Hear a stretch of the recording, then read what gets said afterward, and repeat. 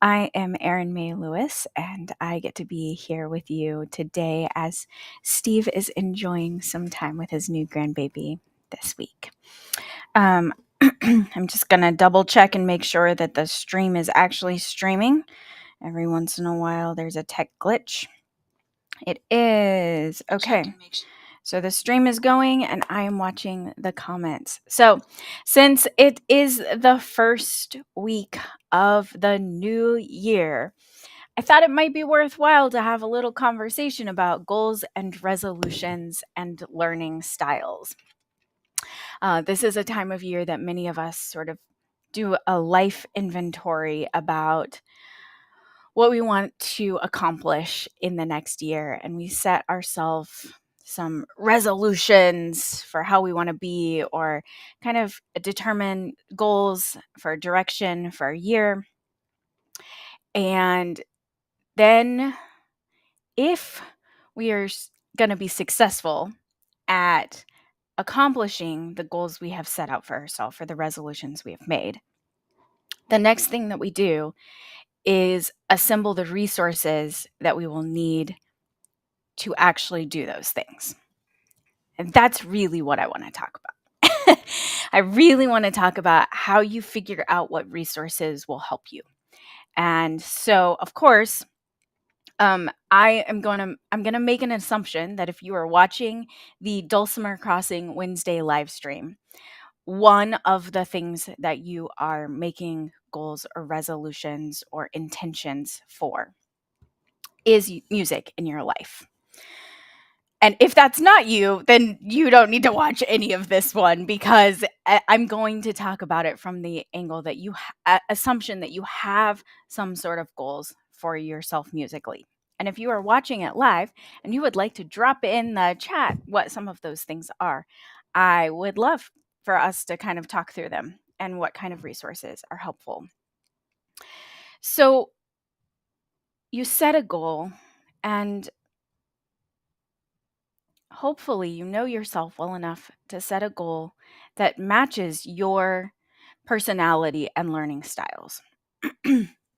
One of the really awesome classes I got to take in college was a pedagogy course where my teacher actually spent a lot of time talking about different learning styles.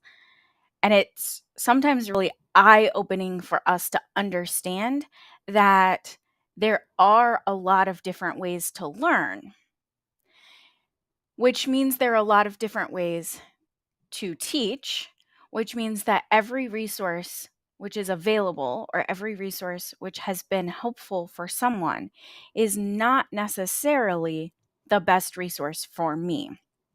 I don't know if you have ever been in a situation where someone has told you, this class, this teacher, this song, this book is awesome. It helped me so much. And then you go through it and think, I didn't actually get a lot out of that. And then you can feel like perhaps you've done something wrong. You can feel really discouraged that, like, the thing that helps people didn't help you. It didn't help you meet your goals, and you're stuck. And it can feel like the problem is that you're broken in some way, which is just actually not true at all. The problem is probably that you have a different learning style than your friend who recommended the resource to you. So, some people in their personalities and learning styles do really, really well with goals that are sort of time boundaried. Like, I want to play my dulcimer for 15 minutes, 5 days a week. That's a pretty specific, pretty time boundaried kind of goal. And I promise you, I would absolutely fail at that goal immediately. Me, my personality, having a time thing feels very constraining, and it makes me want to rebel against myself. And I do very badly with time oriented goals. I am not a time oriented person. I do very badly with time oriented goals. So I do not set myself time goals anymore. um, I had to figure that out by trying it, of course. One of the things I have a colleague that I've been working with who is a music teacher, but not a dulcimer teacher. And one of my favorite things that he talks about is how we make music a part of our life and how much of our life we want it to be.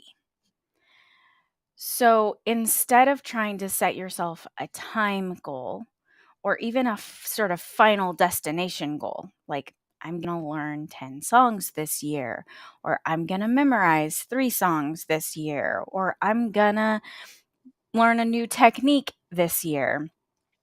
If we set goals that are more about how we want music to be a part of our life, that sometimes is a more attainable goal. So, for example, if we want music to be only for our own fulfillment, then we're going to incorporate it into our life in the quiet places, right? So maybe it's a first thing in the morning, or maybe it's a right after lunch. I have a 1 hour lunch break at work. I'm going to eat my lunch in 20 minutes, and then I'm going to play my dulcimer for myself before I re-engage with my workday. I don't know. I don't know what that looks like. Maybe it's like right before I go to bed, I'm going to play my instrument for myself. And that's going to be my own personal kind of wind down. It might be that you want music to be a part of your community. And so if you want music to be a part of your community, then you're going to look for other people who have similar kinds of musical taste. You're going to work to build connections with them. For some of us in the dulcimer community, that has been events like Quarantune. It's been going to the Send in the Music jams on Saturday afternoons. It's been signing up for Brett Ridgway's coffee or Don Petty's knee to knee Wednesday sessions, or joining the First National Dulcimer Orchestra on Tuesday evenings. These are things that are just really about community. They're about getting together and playing music with your friends. And for some of us, there's a community around us. There's a local dulcimer club, there's an Irish jam that we like to go to, or a bluegrass gathering, or maybe we just want to commit to going to 2 or 3 festivals per year where we're going to go to live music things and we're going to be a part of that communal music making. I think for me that's definitely kind of my driving motivation, is music as a community piece. For some of us, there really is a drive for playing well and eventually performing, or perhaps competing, or perhaps becoming a teacher of the instrument, of the style of music. There's a strong drive for research and development. We're really focused on the skill building part of it, and of like learning and engaging in that process. And even if it's just for you, it can still have that like drive that what I really want is to master a thing. I want sort of that like deeper dive into it. And I think for that, that's where you start to really be looking at taking courses and private lessons and signing up for some really guided instruction that is not just about like getting together with your friends, but it's about honing in your skills on your instrument. And sometimes these goals overlap, they cross over. Sometimes you want to really get better at a particular skill. You start going down that path and discover it didn't actually bring me joy. And you sort of take the Marie Kondo approach of getting rid of it if it doesn't bring you joy. I thought this is what I wanted to focus on. I thought this is the direction I wanted to go musically. And I got into it, and not it's not doing it for me. I'm not loving it.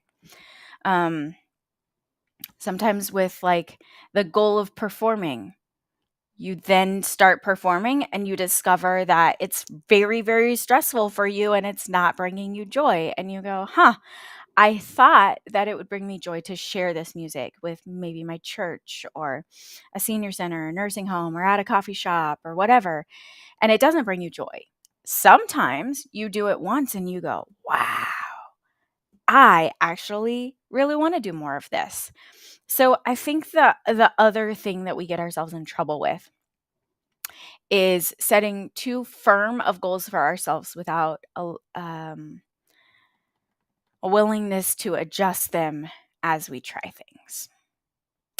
That's a thing. And so that willingness to adjust, I think, is actually really important. And I tend to have a personality that's kind of rigid and stubborn. So once I decide that I'm going to do a thing, I stubbornly pursue it far past the point where it is actually bringing me joy.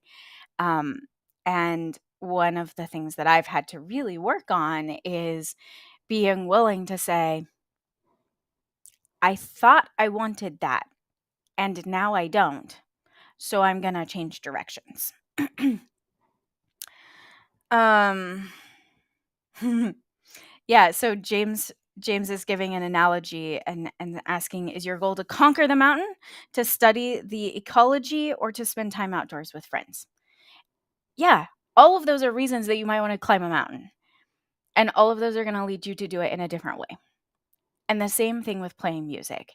There are a lot of reasons that you might be playing music, and all of them can lead you to approach it a little bit differently. And if you're doing it differently than one of your friends, you don't have to convince them that your way is better, and you don't have to be convinced that their way is better. You just go your own direction.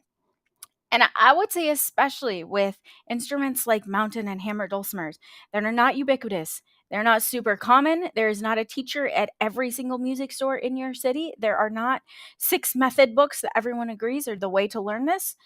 You're gonna have to chart your own path a little bit.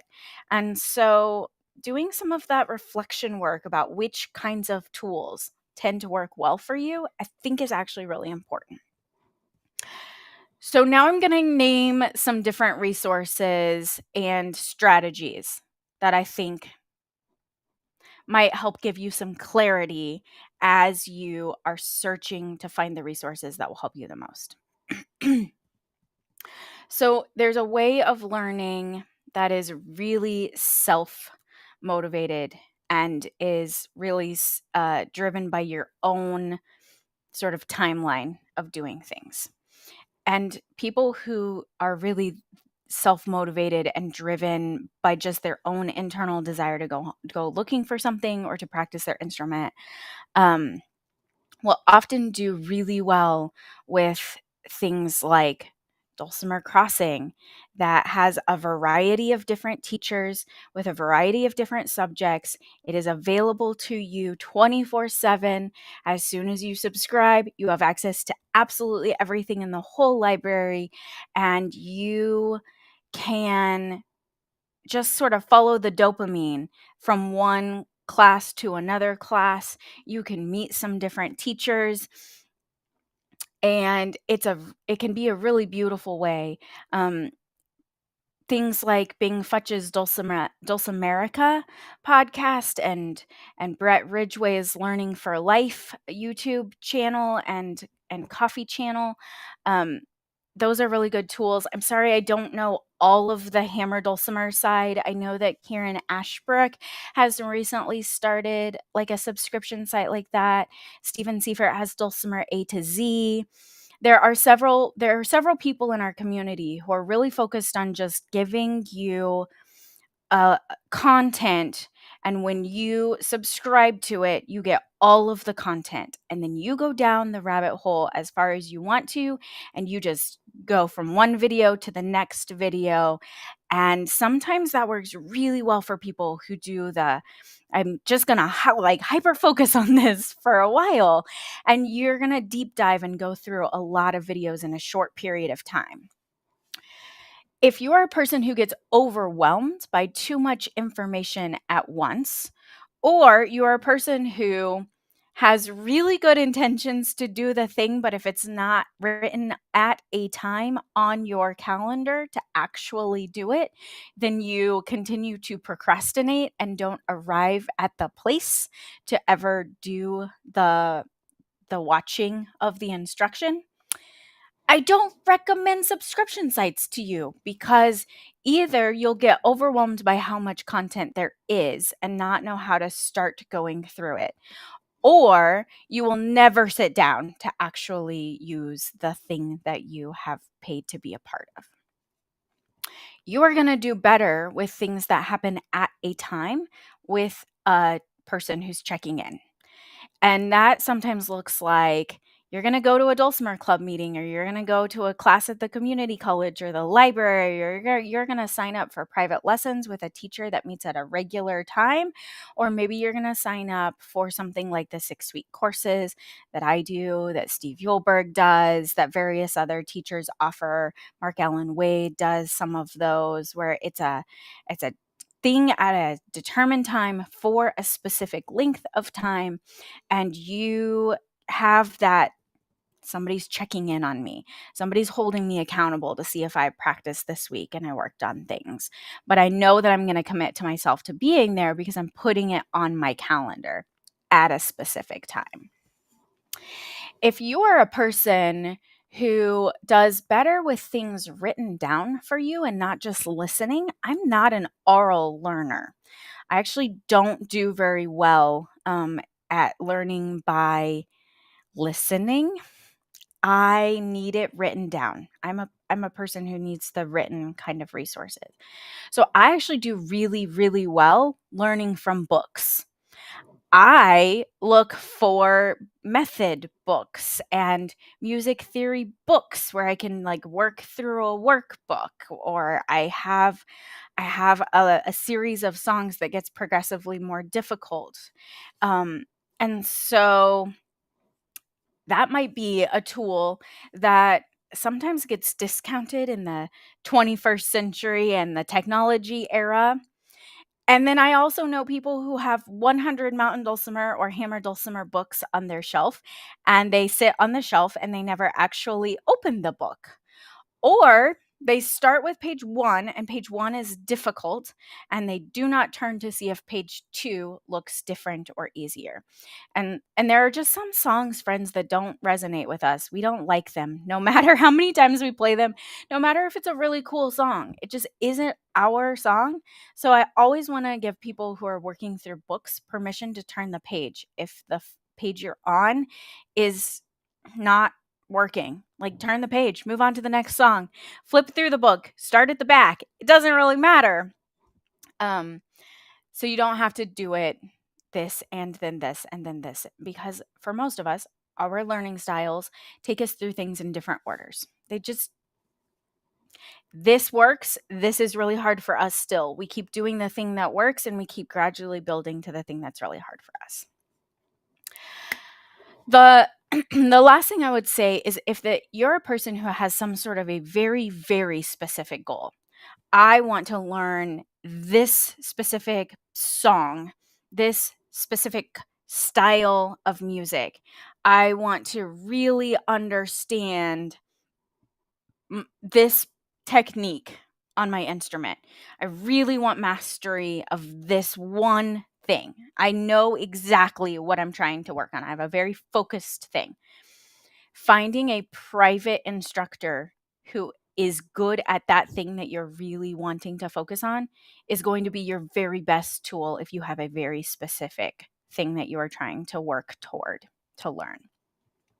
So I definitely think that having a variety of content available in the world, having pre-recorded classes and videos that you can watch on your own time anytime, having scheduled things that you can put on your calendar, having written resources and listening resources, and sort of lecture class community resources.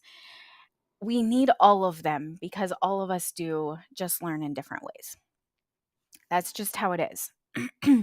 So I think at the end of the day, what I'm trying to encourage you with is to try different things, to pay attention to what works and doesn't work well for you.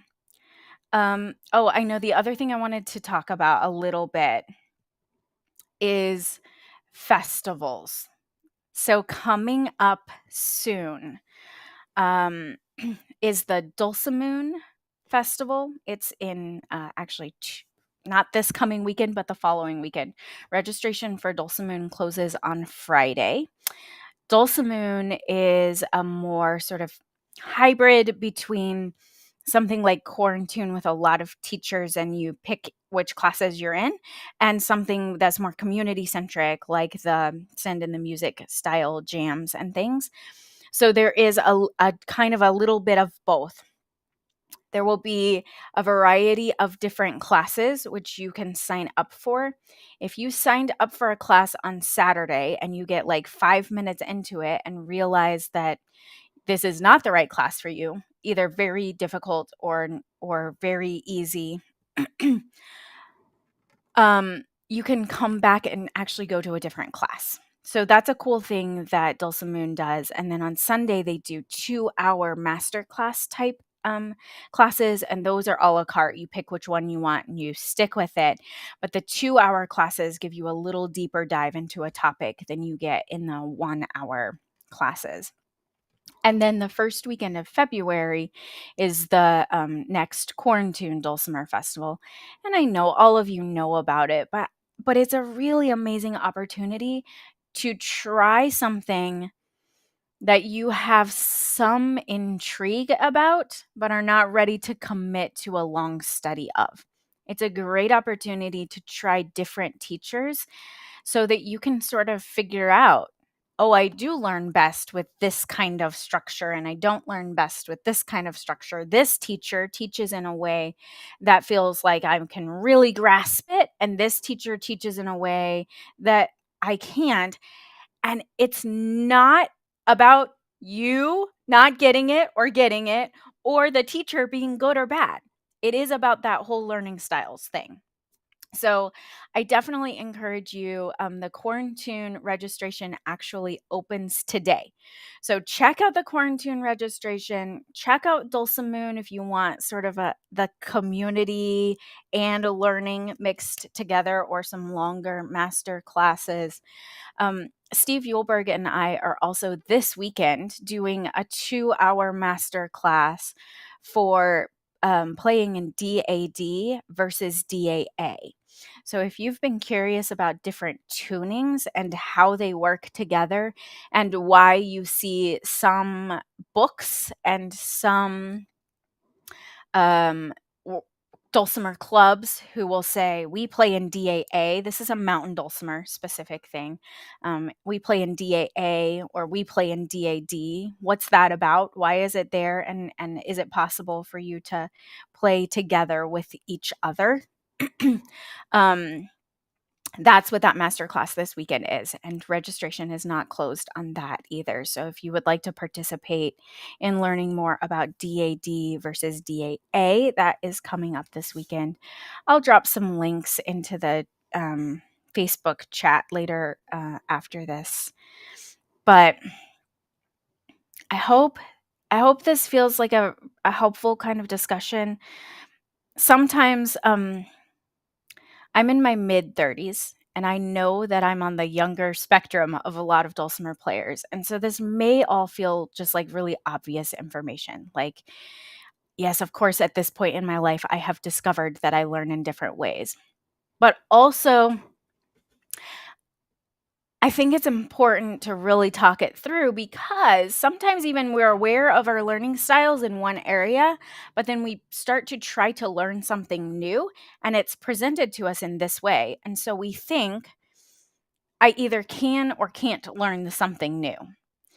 And what I hope you pull from this and from your own personal history is, it's not that I can't learn the new thing. It's that I haven't yet been presented the new thing in the way that will help me grasp and learn it. Y'all, I am a really huge believer that all people can play music. All people have creativity inside of them. All people can find a way to be creative, to make sound. If that's a thing that is interesting to you, if it's a thing that you want, I don't want you to give up on it because at some point it's been hard or hasn't clicked, right? Like, keep digging, keep looking. You haven't found the resource that's going to help you the most yet. Don't give up on yourself. Don't give up on the things you want to do. Don't give up on your resolutions. Keep looking for resources that work better for your learning style. Okay, I've talked a lot. Y'all have given some awesome feedback and comments in the chat about what does and doesn't work for you. Having homework is one that helps Jamie. Seeing it first and then hearing it and then playing it. James said, I only recently realized that other people are not more or less perfect versions of me. They aren't at a different point on the path, they're on their own path. And that, I think, is a good thing for us to hang on to as we go into the new year. So I'm just going to take you home, Dulcimer Crossing friends, by playing a tune, because that seems nice. I'm going to take off the words so you can see my dulcimer. One of my favorite tunes that I've played for a long, long time, that Steve Yulberg and I always play when we get together, is Spotted Pony. So I'm going to play Spotted Pony right now. I'm going to play it one time through very slowly in kind of an instructional way. And then I'm going to play it a couple times through with some extra little embellishments and a little bit faster. And if you've got your instrument out, you can join in playing with me. If you don't, you can come back to it or just enjoy listening. Here's a tune to start you into your new year. So we're playing in D, and we're starting on a D note. So whatever instrument you're playing, you start on D. We're going to go kind of up and down the scale a lot in this song, playing mostly on the melody string and tuned in D, A, D. And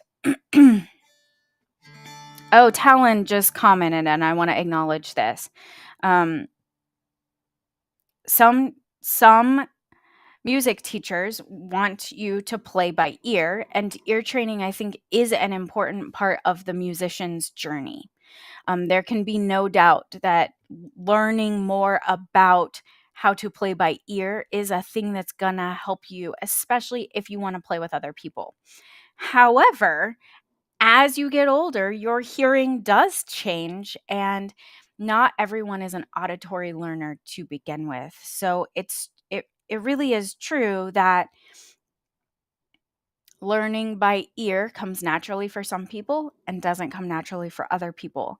And usually when a teacher is teaching you by ear, it's because that's the way it's most natural for them to learn. And when a teacher is teaching you by play exactly what's on the paper, that's the way it's most natural for them to learn. And when a teacher is teaching you by, I put the general gist of it on the paper, and now I'm going to walk you through 6 other variations that you could do for it, it's because that's the way that teacher learns the best.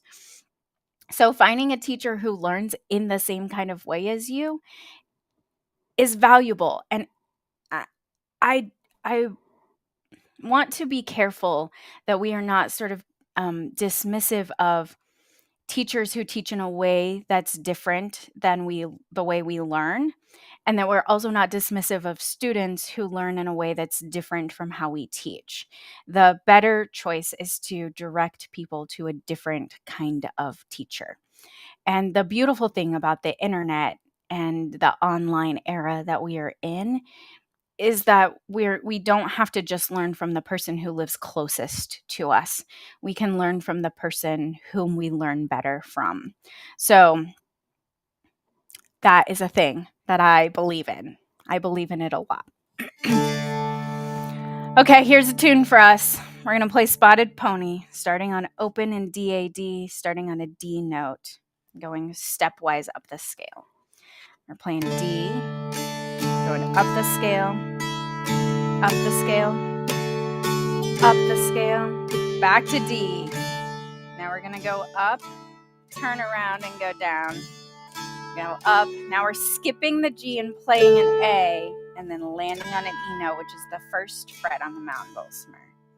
We're back to open, and we're going up the scale again.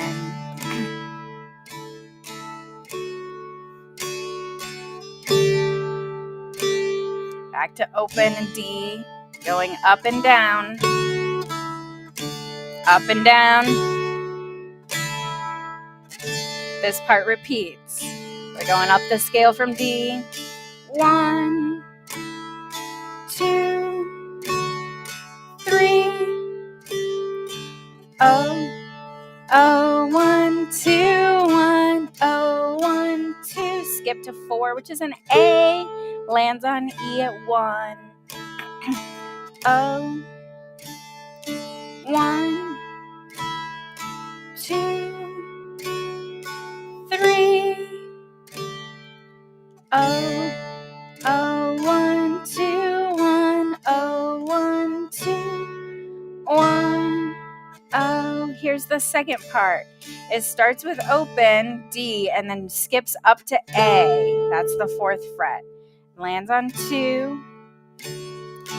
1, 1, 2, 1. Oh, and now it goes below Do. It catches a low B and A. That's the 1st fret and open on the middle string.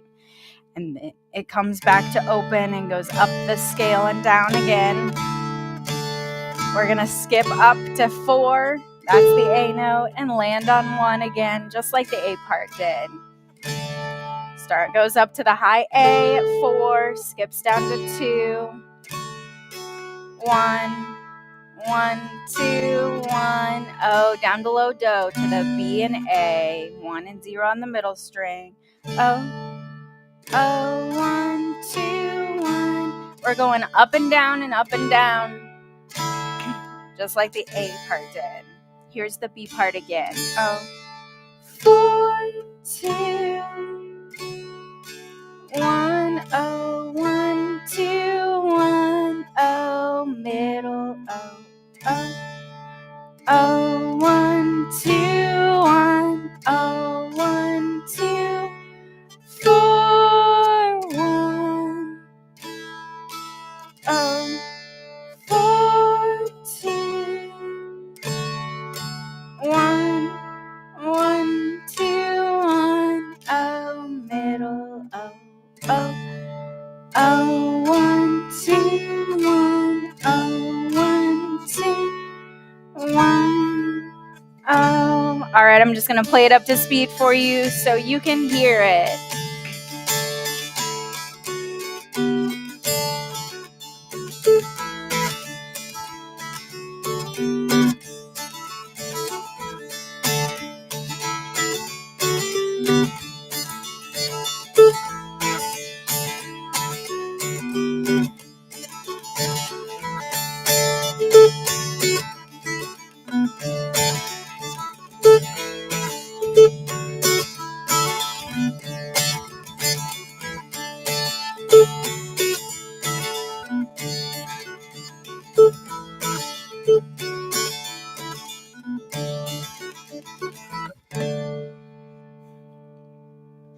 All right. And that actually is one of the tunes that Steve Yulberg and I will be using as a demonstration about DAD and DAA in the master class coming up this weekend. So check that out if you're interested. And we'll see you. Steve will be back with you next week for the Wednesday morning live stream. And I will see you around the Dulcimer Crossing sphere and the Dulcimer online things in general. I look forward to that. See y'all.